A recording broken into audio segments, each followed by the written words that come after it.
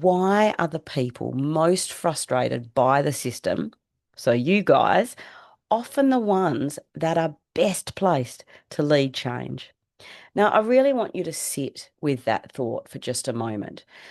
Frustration is often framed as something quite negative, but certainly in rural communities and certainly in wellbeing work and change as a whole, frustration is a very, very important signal because it lets us know that something isn't quite right and that maybe we should lean in and learn a little more about what's going on in order to actually make change happen and in order to improve outcomes. Now, the people that feel the most frustrated are rarely the ones that are disengaged. In fact, they're actually the ones who notice where people are falling through the cracks. They see the same issues come up again and again and seem to be repeating themselves.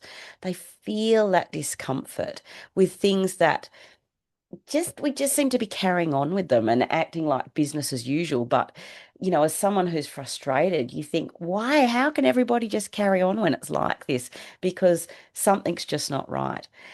And the people that feel frustrated are often quietly thinking to themselves, there has to be a better way than this. I know myself, that is a thought that I have regularly about things is that this should be better. It's not good enough and it should be better. What I really want to remind you of today is the frustration doesn't mean that you're negative. It means that you are paying attention. It means that you can see the gap between what's currently happening and what should or what could be happening instead. And honestly, not everybody can see that. That's really important to recognize. It's not everybody sees that difference and where we can be going to. What is really important to remember is that your local experience, and sometimes if you've got lived experience, it gives you insight that no qualification could ever give you. Now, I want to be really mindful of saying it is not for want of trying by our amazing health professionals and people who do have qualifications. This is not remotely about having a go at so many amazing people and quite possibly yourself who are working so very hard to make change happen. But what I want to really highlight is that when you are a local or you have your own lived experience of the system, and you can be an expert while doing those things, but you don't have to be. But when you have that type of experience, you can really see where systems don't connect. You can see where services don't reach the people that they should be reaching. You can see what stigma actually looks like in the local environment. And you can really see what makes people feel safe or what in turn makes them feel invisible in the system. Now, like I said, that does not mean that experts aren't important. They absolutely are. And like I said, you might even be one yourself. I was myself an expert in the field of education. Um, but the thing that made me, education was a strength that I had that I brought to the table. But what made me have the ability to make change happen was my local insight and my experience with my own family members and people I'd seen trying to navigate the system, including myself. But outside experts, so people that are beyond the community, they don't live that daily reality that you yourself may be seeing. They can certainly guide, they can certainly inform, they can certainly support, and they come from a place of well-meaning. But people within communities build solutions that work because the solutions consider the local strengths, they consider the local context and the unique nuances and issues that are only felt in that local environment. And the people who feel frustrated, like yourself, they're often the first ones to recognize that the current approach just may be missing the part, may be missing the mark here, and that current approach just might not be working. So I want to remind you today that you're not unqualified for doing this. You're actually paying attention if you're noticing what's going on. You're noticing the cracks. You're paying attention to what's happening around you. You want something that is more human, more locally, like meeting the local needs and solutions that actually embrace common sense solutions. Most change makers don't ever start feeling confident. They, in fact, start with that feeling of discomfort, that feeling that something isn't quite right and we need to make change happen. They start with questions, and that's not a weakness. That is a really acute awareness, and that is 100% your superpower. So I want you to give something a try. I want you to finish this sentence in the comments. So, the thing that frustrates me the most about well-being in my community is whatever. So, it's not about fixing it here, it's not about solutions. We're just going to first recognize what is frustrating us and what we're all seeing that others might not be. Now, the difference in this statement is that so often when we talk about frustrations, we talk about the big picture. I want you to get into specifics. What's a specific thing in your community or your local area that frustrates you about community well-being that might not be working or that's frustrating you, or the mental health system, or your local needs? And what you'll probably notice when you add these comments is that you're not alone in what you're seeing. In fact, if you see someone else comment something and you agree with it, give them a like or let them know that you feel the same, because it helps us feel that collaborative um, drive towards making change happen. Now, you can take that one step further practically this week if you want to take an action with it.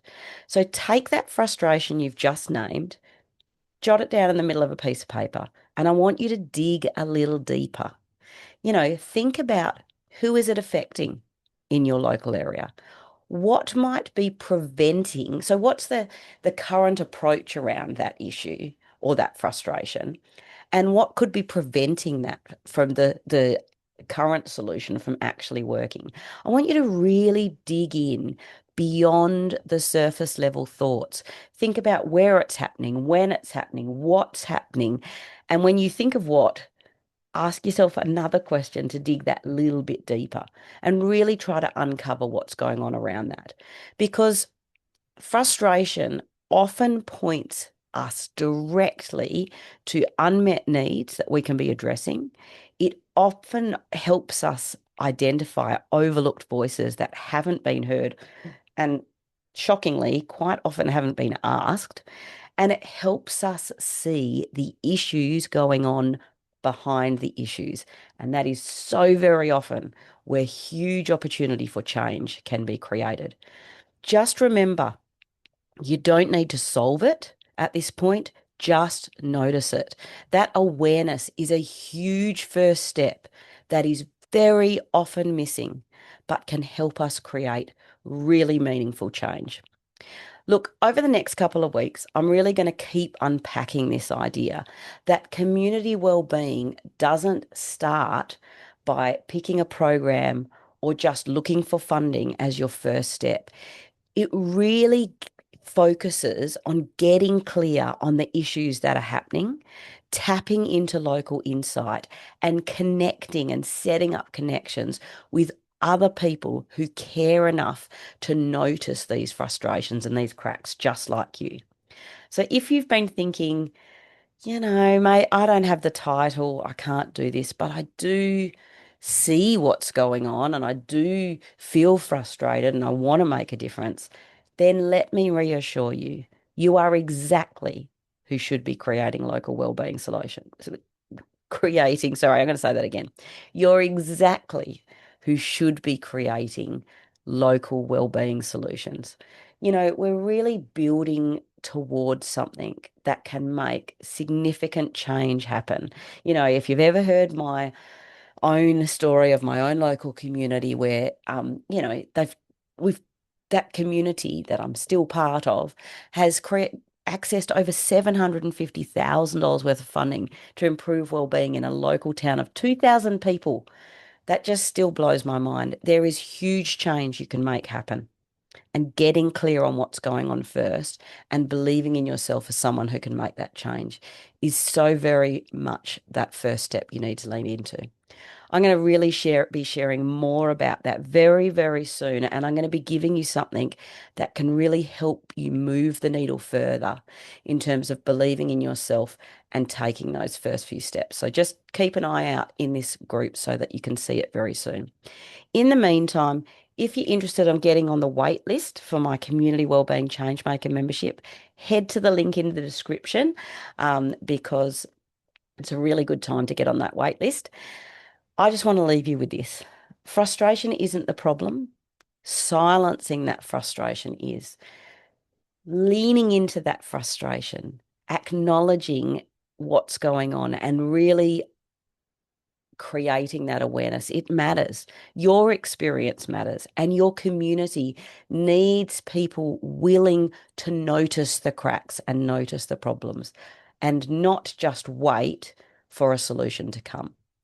Look, thank you as always for being here today. Please drop your comments in if you haven't already about any questions you've got, but also finishing off that sentence. If you can't remember what that sentence is, it's written in the description for this live.